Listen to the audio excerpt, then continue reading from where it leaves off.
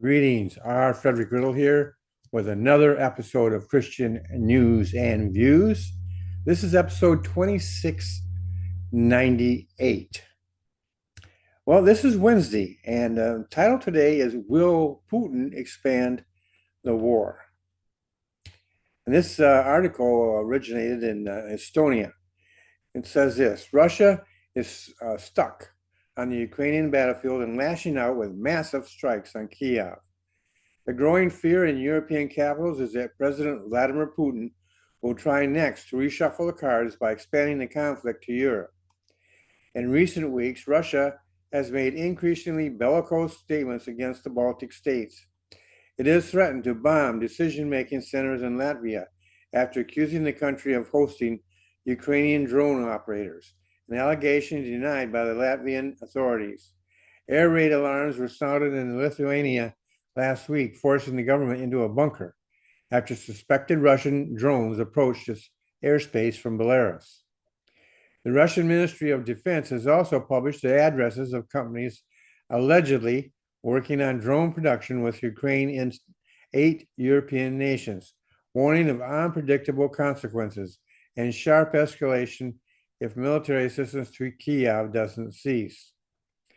While fears that Russia could expand the conflict to Europe aren't new, recent developments have made them more urgent.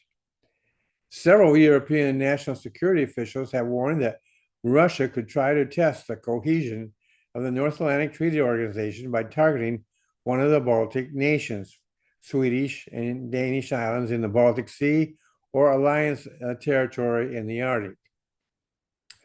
The security environment in Europe has deteriorated during the last 24 months, and we see a greater inclination from the Russian side to take greater operational risks in their hybrid operations, moving up also to kinetic elements.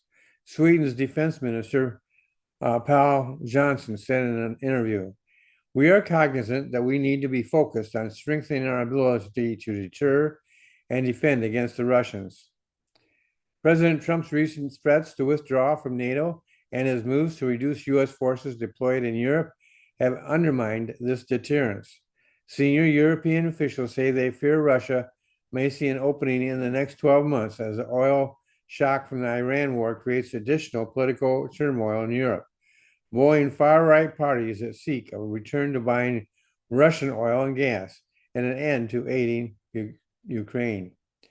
We know that Russia's aim is to threaten the whole European security architecture. So there is every reason to be extremely vigilant, to continue the support of Ukraine, and to continue, of course, the efforts toward European rearmament, said Benjamin Haddad, France's Minister for European Affairs. France will hold a presidential election next year, with a candidate more friendly to Russia holding strong odds to win. There are no signs of Russia actually moving troops or equipment to stage attacks on the Baltic states or elsewhere outside Ukraine in the immediate future, intelligence and military officials in several European nations say. But, they add, Putin will be confronted with a stark choice in the coming months because of a simple arithmetic attrition. Russian forces are losing nearly 35,000 soldiers a month, according to Western intelligence estimates, more than the Kremlin can recruit. Continuing the war in Ukraine at its current pace will soon become untenable without resorting to forced mobilization, something Russia hasn't done since a one-off drive to draft 300,000 troops in 2022. Such a move would have huge implications inside and outside Russia. If you just mobilize for this war, then you would send a signal that you are not really winning this war.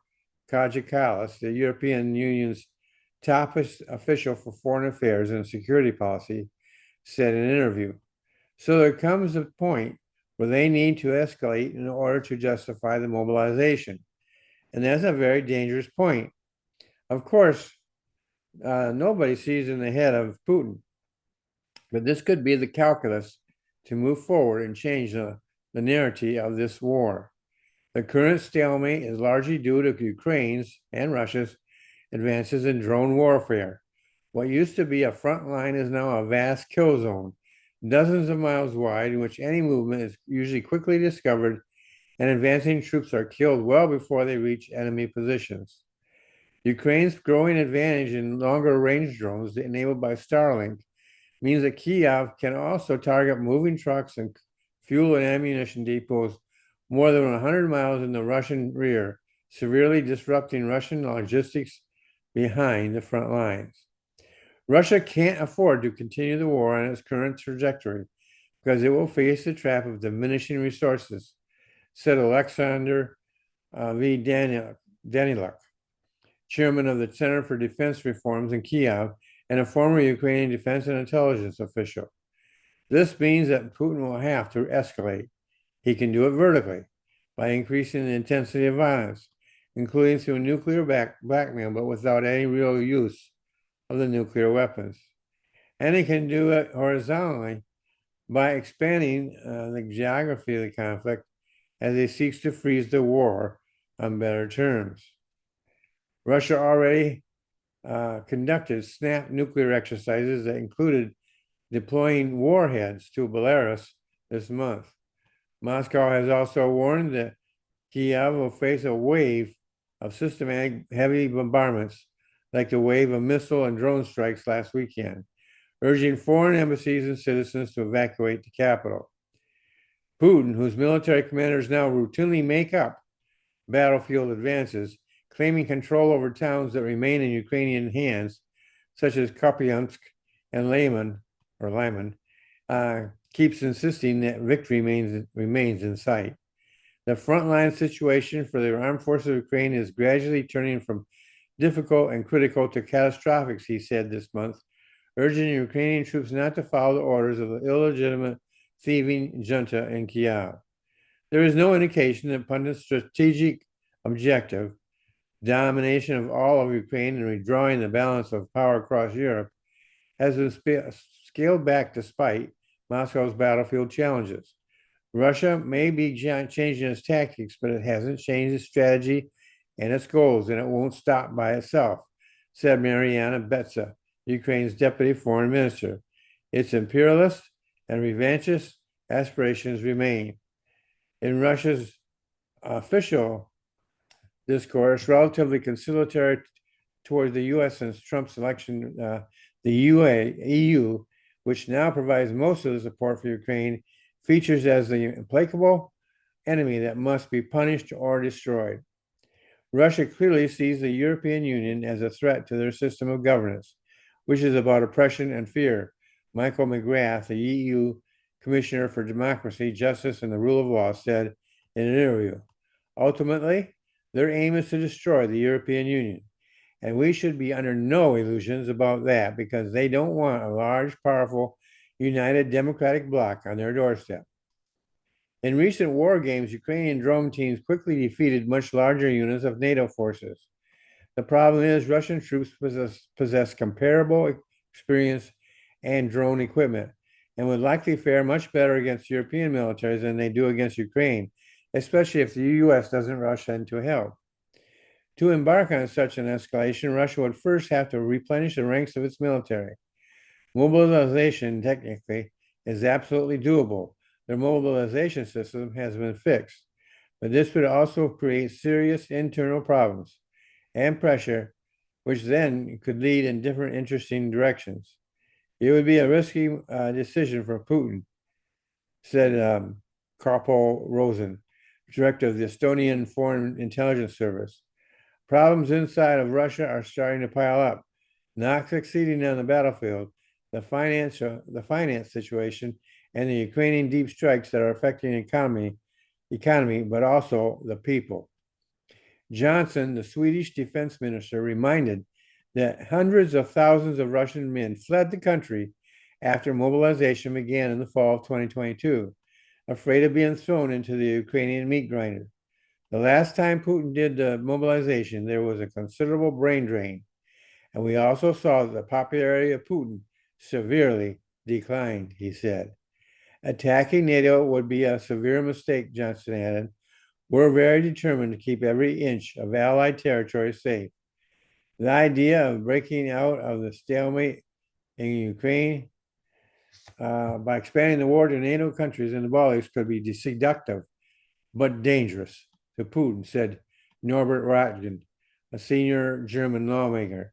This would be such a huge and additional big risk for Putin, too, after having been not sufficiently successful against Ukraine, to simply add another very strong adversary in a military conflict, Röttgen said. Putin, however, is known for taking big gambles. He added, despite my doubts, we also have to calculate that Putin behaves irrationally and in an escalatory way. And so here's my opinion on all that. Mostly, I believe this is a pretty good reporting job.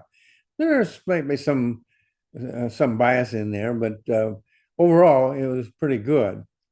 However, I couldn't help but laugh at the idea of Russian drones doing well against Europe. Now, yes, they're saying they're comparable. Well, that's an interesting term, comparable to Ukraine. Let's look at this. Although they can and do produce thousands of drones and launch them against Ukraine, they have not been a game changer. On the other hand, Ukraine's drone force has changed the strategy of warfare and brought the war home to the Russian people. It has also enabled them to halt Russian advances and recapture lost territory. I also think that the combination of the threat of an expanded war and the threat of the United States downsizing in NATO will ultimately force the NATO countries to step up more than they already have. That would not be good news for Russia.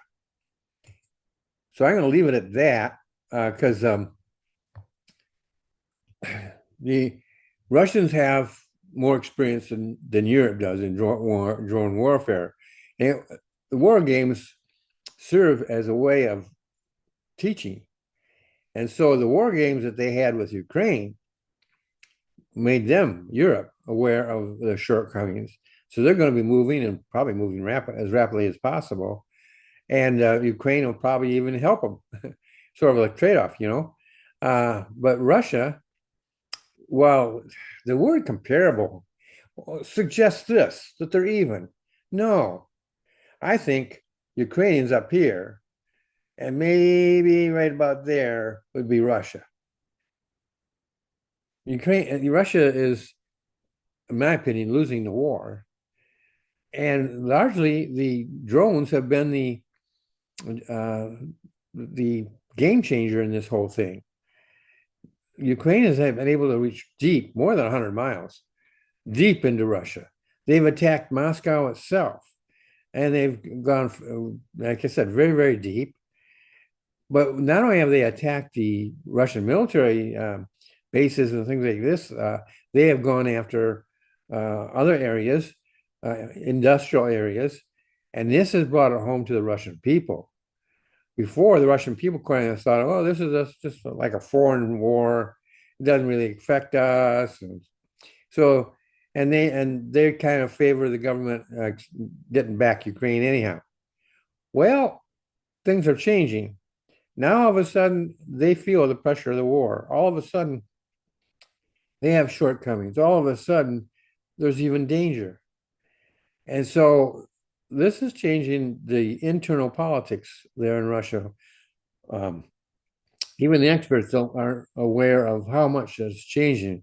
So, and I'm not an expert, so, but I'm aware of it because I do keep up with that kind of stuff, and it's very encouraging to our side, anyhow, that Ukraine is becoming, in fact, somebody said that it was the most dominant military force in Europe. I don't know if that's true or not, but as far as their battle against Russia, Russia has numbers, but those numbers are declining, and now they're losing more than they can replace.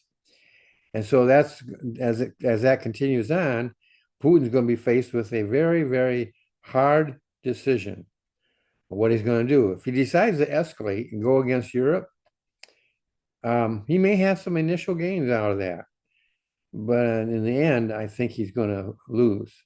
And one of the dangers there is that his bluff to use nuclear war, his hand could slip. Would that destroy Europe? No. I think it would really, really be bad for Russia. They launch missiles of any kind against Europe. Those are going to be detected, and there's going to be a massive retaliatory action. And so, yes, Europe would be hurt, but Russia would be not eliminated because we know they're going to come back. We know they're going to have a military force in the future to go against Israel, but it certainly would set them back and it would hurt the whole nation.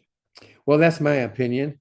I hope that I've encouraged you and informed you and also inspired you, at least one of those. I also want to make notice that this is sponsored by T&R Independent Books, a Christian indie publisher. We want Christian authors. So if you're a Christian who has been called to write, but don't know how to write, we will teach you. And then we will publish your book. If you are a Christian who's already knows how to write, and perhaps your manuscript is finished, we want you. And so again, go to trbookservices.com, go to our bookstore in the writing department, and there you will find some services, BAT or Basic Authors Training and Ministry Publishing. One of those is available, it might be fit for you. All you got to do is go in and apply. It doesn't cost you any money to apply. Go in, apply, and then that application will come to my desk, and I will look it over. And if I approve, we will send you a letter, not only approving you, but and with links that enable you to purchase the product, the service rather. You also get a discount. That discount will change from time to time. So I'm not going to give you a figure because it might be different by the time you get around to it, but it'll be significant. Well, you have a great day, and I'll see you in the next episode.